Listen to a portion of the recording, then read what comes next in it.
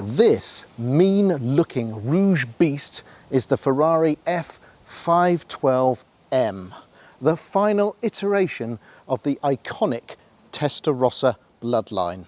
It deserves your respect, your awe, and it demands that you kneel before it. If you are a regular viewer of the Drive Every Ferrari series, you will know that I have driven the original Testarossa and the 512 TR, and this is the missing piece of the puzzle. And thanks to friend of the car guys, Andrew, we're about to experience it together.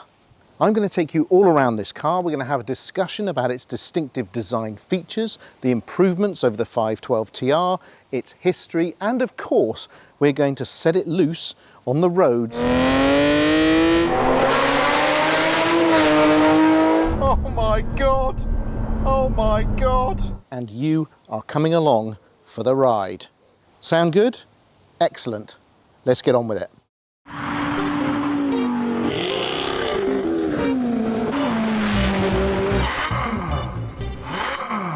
Now, if you even have a passing interest in the prancing horse, then you will have heard all about the Testarossa. It's one of Ferrari's most iconic and recognisable models. It was one of the best-selling in the 80s and 90s, and it was the star of film and TV in terms of Miami Vice, Wolf of Wall Street, and Glass House, where this happened.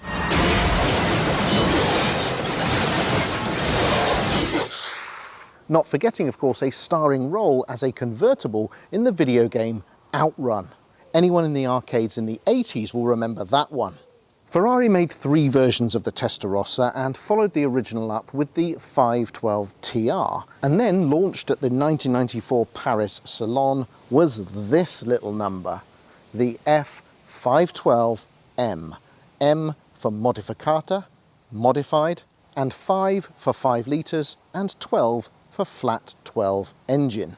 And note, F512M, not just 512M, because for some reason Ferrari decided to put F at the front of everything at the time, including the F355 launched in the same year. It shared its name with the famous modified versions of the 512S Le Mans cars that battled with the Porsche 917s in the 70s.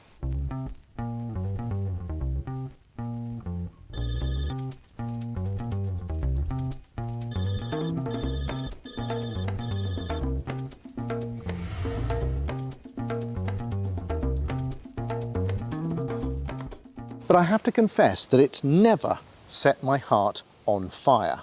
Why? Well, mainly because of the losses and gains over the 512 TR, namely the loss of the pop-up headlights and the gain of the new rear round taillights. To be honest, I've always found the F512M to be the ugliest of the 3 Testarossa versions, and as such, I've never given it a second look. However, now, having researched the Testarossa thoroughly, I now have a newfound appreciation for this machine.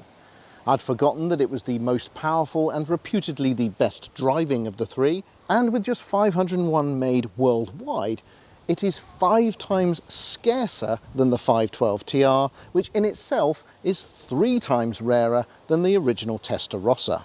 In terms of modern limited edition Ferraris, this is about as rare as you can get. Plus, it's been unloved for years, which means that prices have been uncharacteristically low, although they are slowly climbing now. And don't forget, this car was only made for 2 years before the 550 Maranello arrived and changed the configuration entirely. Mid-engined flat 12 was out, front-engined V12 was in, and it's been in ever since. And it was the last mid-engine 12-cylinder production car that Ferrari ever made. So now, perhaps it's time for me to completely reassess my position on the F512M. How does it stack up to the 512 TR? Which one ultimately would I now buy? And now that it's standing right in front of me, can I finally appreciate the more modern design? So here it is then, the Ferrari F512 M.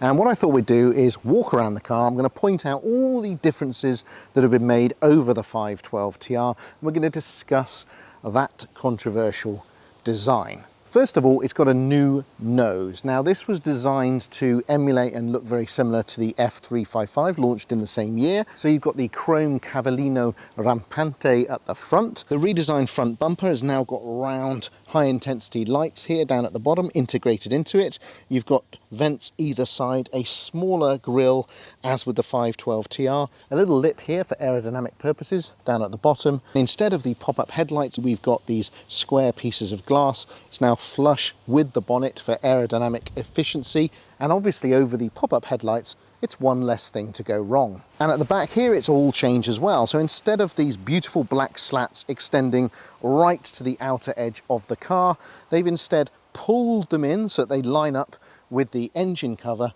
and you've got these new 4 round tail lights, again just like the 355. The downside for me is that I just don't think there's anything cooler than the full width slat, so perhaps that's why I've been so unkind about the looks of this car over the years. One of the other big changes of this car is the rear deck of the engine. If you remember on the 512 TR, this portion here right above the top of the engine was black to emulate the 512 BB, but for the 512 M it's all body coloured, so it does look actually a bit more harmonious. It's less retro looking, but again this emulates the 355. Ferrari was obviously going for a certain corporate look for all its cars at the time, kind of like they did in the 60s. As with the 512 TR, you also don't have these grills built into the buttresses. It's a much sleeker line, but like all Testarossas, you've got that slim front end and much wider hip configuration, together with the outrageous vents on the side of the car, which of course start out being cosmetic only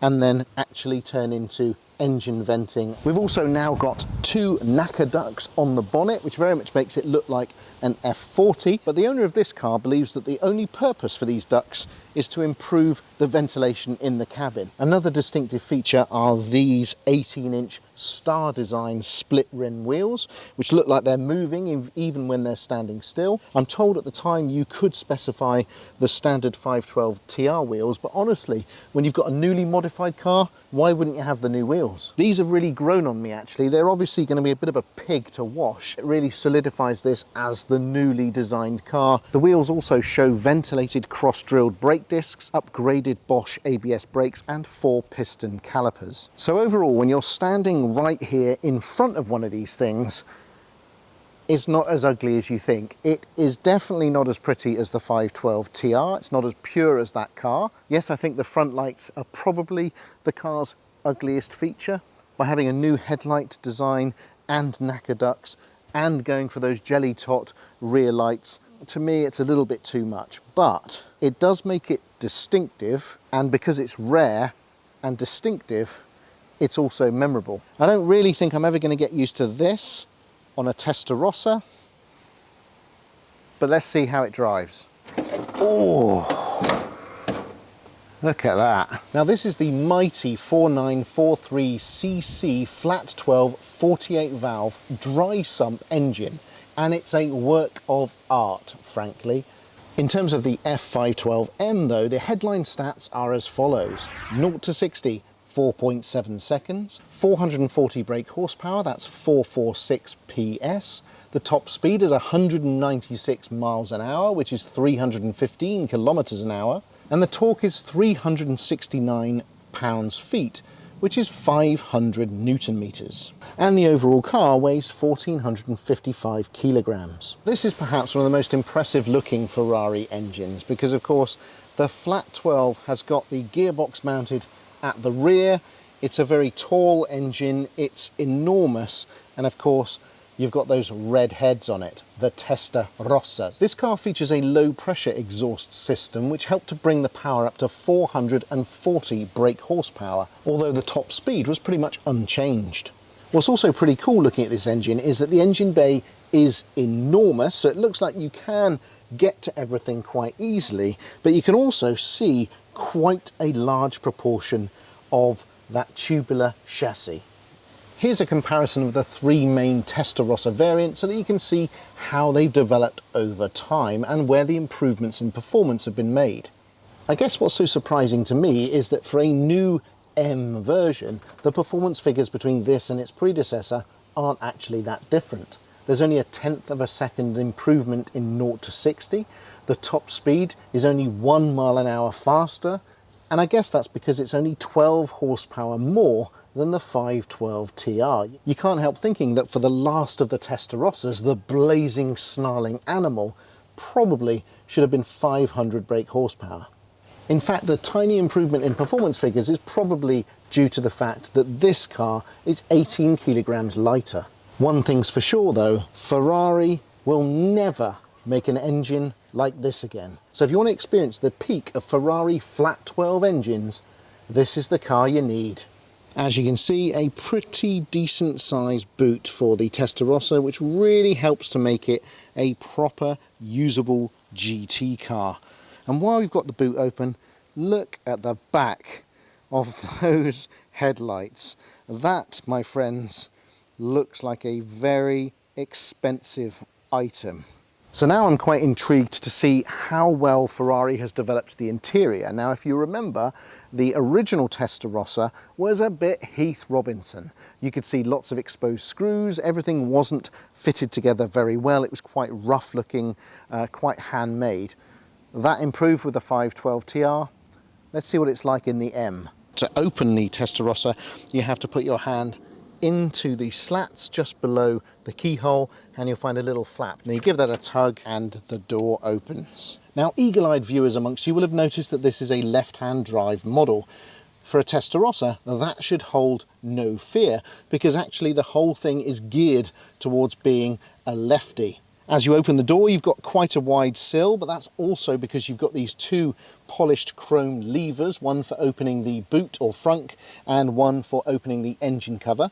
And then next to that, you've got this drop handle handbrake. Essentially adds about this much to the width of the car before you get even to the seat. Right, now we're talking. Now you'll notice that I'm quite far reclined in this car. This is very much an Italian driving position of the 80s and 90s. Italians love to drive whilst they're essentially lying horizontal. I think it makes them look cooler and more relaxed. For me though, sadly, it just makes it look like I've got a back problem. Now what you'll notice immediately is that the steering wheel is a completely different design to the 512 TR and also the original Testarossa. Still 3-spoke, but it is smaller and thinner. Completely unadorned apart from a classic Ferrari tooty tooty horn, but it's a very simple device for steering the car. The sad fascination these days with cramming every control on the steering wheel still puts me off a lot of modern cars and some modern Ferraris. But when you get in a classic Ferrari like this and you see just how we used to have it, kind of makes you hark back to the old days.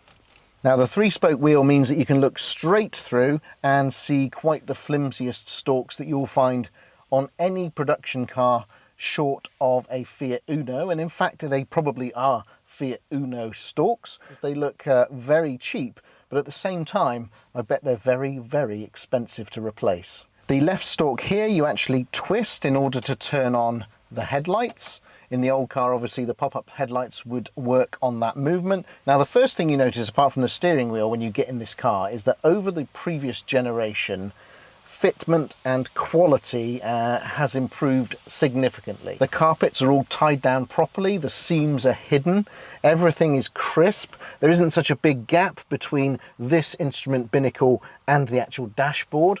I can't see any screws anywhere. This center console area is tighter. The buttons have been made slightly more consistent. The ashtray now has a black top to it to make it not stand out. It's more consistent with the overall look. Still quite a few different controls here. Obviously these climate controls and everything are similar, so are these twiddly ones, and all of these buttons are. This car incidentally has absolutely no stickiness on any of the buttons, so it's a very well maintained example, or they've already been done. I didn't really mention it in the 512 TR episode, but I absolutely love the hazard warning light button because it looks like exactly the same button you would press in a submarine to launch an intercontinental ballistic missile. Oh yeah. This center area here has got a clock, it's got the fuel gauge, and it has the oil temperature. And looking ahead of me, we have those awesome orange dials. It really is a signature of those 80s and 90s Ferraris. It's a real shame that it's kind of been dropped. I honestly think Ferrari should probably bring this back, maybe for a special edition, or bring it back as maybe a tailor-made option. On the left here we've got the speedometer, and this car's done 41,000 kilometers, so it's nicely run in for the car guys. You then have the oil level and the water temperature below, and to the right you've got the rev counter, which revs up to 10,000 RPM, but red lines at 7.5. In the center of the dashboard we've got the beginning of those familiar 3 air vents, which you get right the way through all the V12 cars, right up to the current 812 Superfast. You also have this flap here, which if you lift it up, that's where the stereo is hidden, which a previous owner has very sensibly upgraded. Hey, we'll just throw in a Blaupunkt. Let the mayor go, we'll even throw in a Blaupunkt.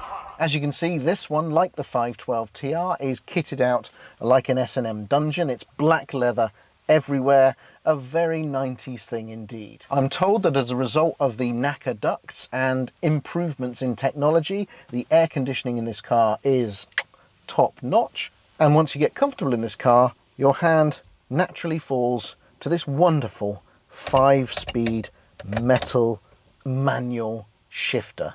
And as you can see on this left-hand drive example, the bottom of the gate is slightly tilted towards the passenger, but the gear stick is tilted towards the driver.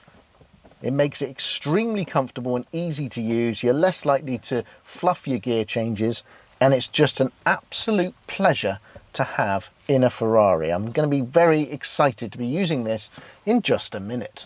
Just like the previous car, you've got that paradox of the fact that the pedals on the left-hand drive version are skewed right over to the center of the dashboard.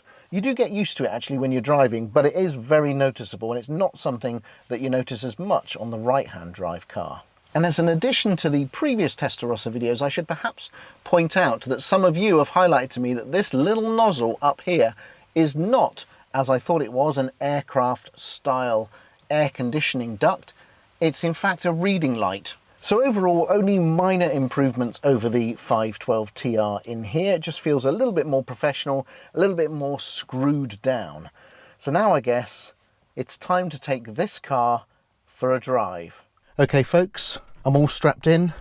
It's time to take the F512 M out on the road. Let's fire up that world famous flat 12 engine. Ooh.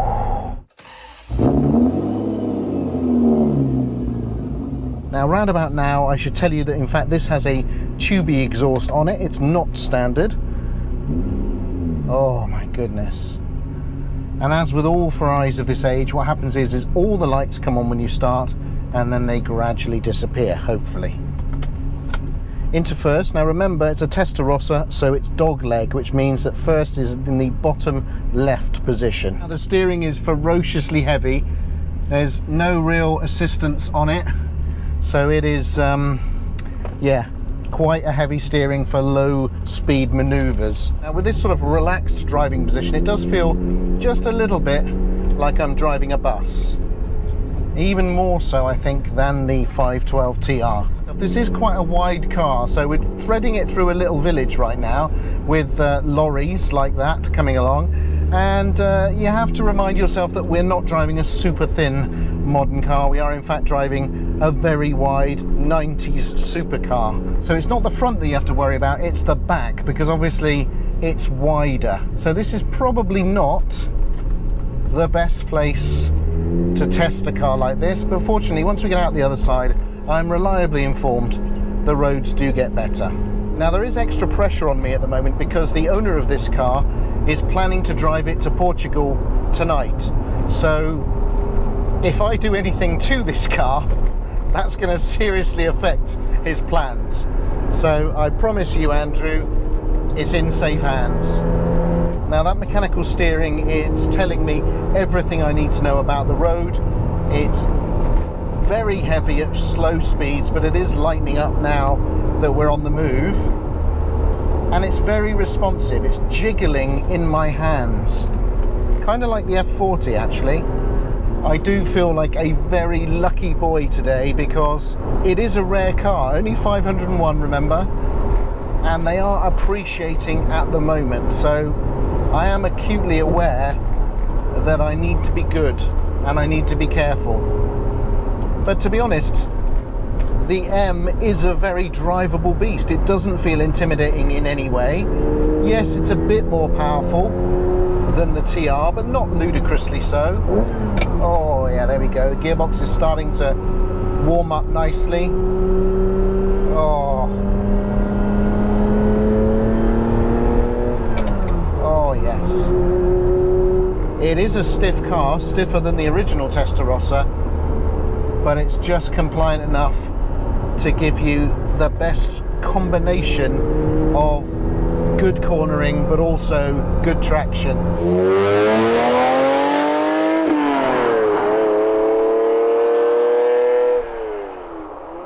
I can't really believe it because within a few short weeks I've now driven the original Testarossa, the 512 TR, and now the M, and that makes me in a very privileged position because I can impart to you exactly what it feels like to drive all the different generations of Testarossa.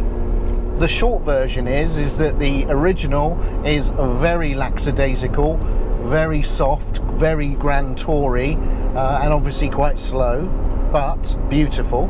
The 512 TR is stiffer, a bit more mean, still beautiful, but a little less of the soft grand tourer, but you can still use it for that. And the M, of course, is very similar to drive to the TR so far. Not quite as good looking, but very distinctive and rare. Left-hand drive, no problem whatsoever, except if you're going through a toll booth or a drive-through, then it becomes a problem. Let's just have a little tickle, see what we've got with this tubey exhaust, shall we?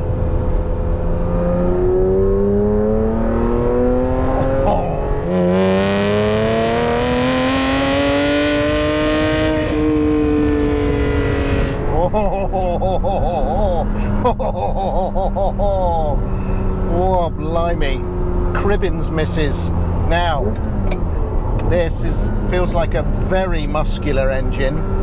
It's still smooth, but yeah, that was quite a special sound, really. I was going to bring my Pista Spider up here today, but actually I'm kind of glad I haven't, because I get the feeling that after driving this and listening to this, getting into the Pista Spider might not be quite the event that it once was. I think it might sound, yeah, not very good actually. This is what a Ferrari should sound like.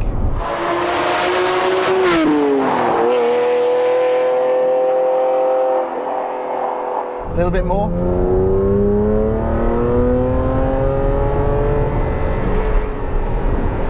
Oh yeah. Yeah, there's a kind of fizzing to the engine that is just so electric. Oh, it feels alive and it feels cavernous. It's almost orchestral. It's kind of the difference between playing music live in a pub and playing music live in a cathedral. This is the cathedral.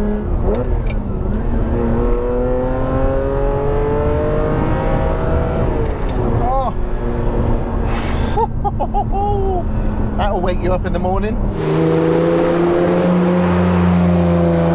What a wonderful, wonderful thing this is. Undeniably stiffer than the Testarossa, but wow, that noise. I mean, does anyone leave their Testarossa with a stock exhaust? I'm not sure they do they?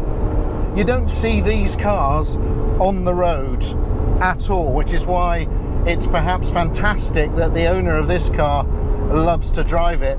But when you see a Testarossa, and in some ways especially the last one ever made. People just stop in their tracks, and that is what Ferrari does so well. It's all about creating memories and moments and making you stop and stare at this beautiful piece of automotive perfection that drives by. That's why if you've got a Ferrari, you need to get out and drive it. You need to inspire the next generation.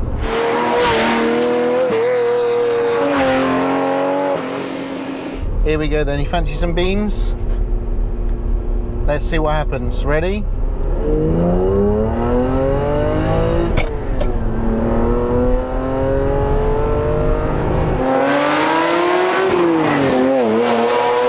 Oh my God! Oh my God! God! I mean, I'm struggling to hold on to this thing. Flipping heck!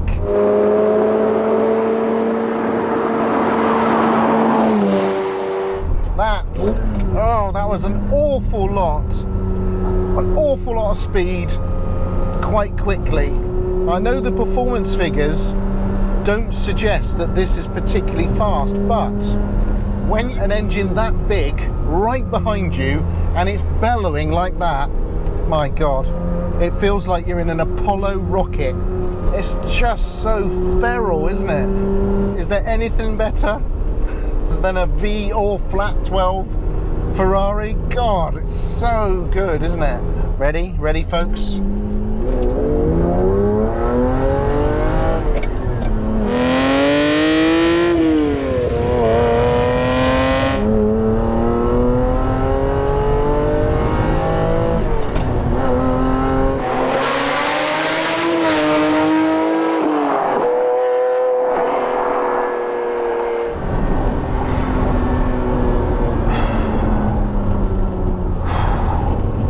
And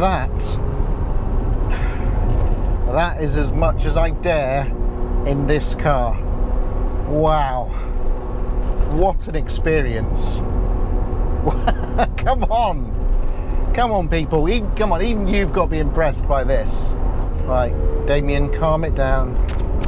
Calm down, calm, that's it. There we go, ease down. Come on, ease down. Ease down. Ease down.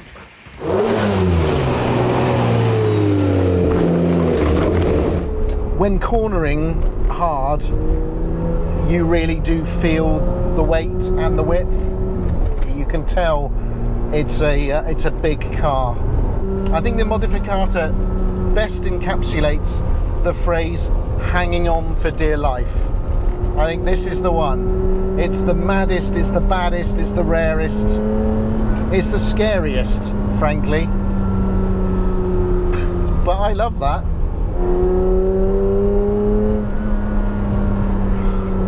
You just listen to it. You can listen to the whine and the fizziness and the roaring. It's just, there's little bits of roar. It's like you're sort of slapping the face of a polar bear. You're just going, get back, polar bear, and then it goes, ah! And if you don't watch out, it'll bite your head off.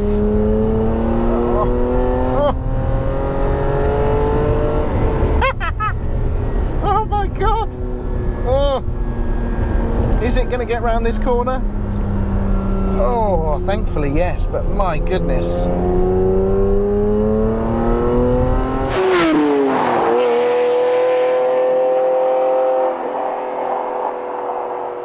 So now then, what do I think of the F512 M? Having driven it at last, having driven all the Testarossas, which is my favourite? Which ones would I buy? What do I think of this one? Well, let's start with this car. What do I like about it? I love the speed, I love the sound, I love the steering, I love the manual gearbox. I love the fact that it's a lot better built than the other Testarossas. And I like the fact that it can stop you in your tracks, even today. Even with all these outrageous, flamboyant supercars, this car can still make people's jaws drop. I like how incredibly 90s Ferrari it is. It's a very evocative time. It was when they really got their shit together and they created things like the 355, and really that was the start of Ferrari's resurgence and dominance and drive to where it is today. What do I not like about the car? Well, come on, it's obvious. I prefer the pop-up headlights. I don't like these big glass square ones. I'm not that fussed on the rear end design. I think if I'm being honest, maybe the M might be a little bit too stiff for me. I quite like the more Gran Turismo tuned setup, so probably on reflection, having driven all three of them now, I still think the 512 TR is the sweet spot. It's still the one I would have, particularly if I was going to drive it a lot. If I was just going to enjoy it, I think it would have to be the TR. But if I put my head on and I started thinking about what car would be the most special to own and which one would perhaps appreciate more in the future, it would be this one, because there were so few made and it's the last hurrah of that flat 12. This car makes the more sensible investment buy, and since you also get probably the best honed Testarossa, overall it is probably the smarter buy. It's probably the one to have. I should want one of these, but I have to confess, I think my heart belongs to the TR. So there you go. I hope you enjoyed this episode of The Car Guys. I hope you enjoyed learning about the F512 M and where it sits and how good it is. If you like what we're doing on the channel, please subscribe, leave comments and likes. There'll be another episode next week, if I survive.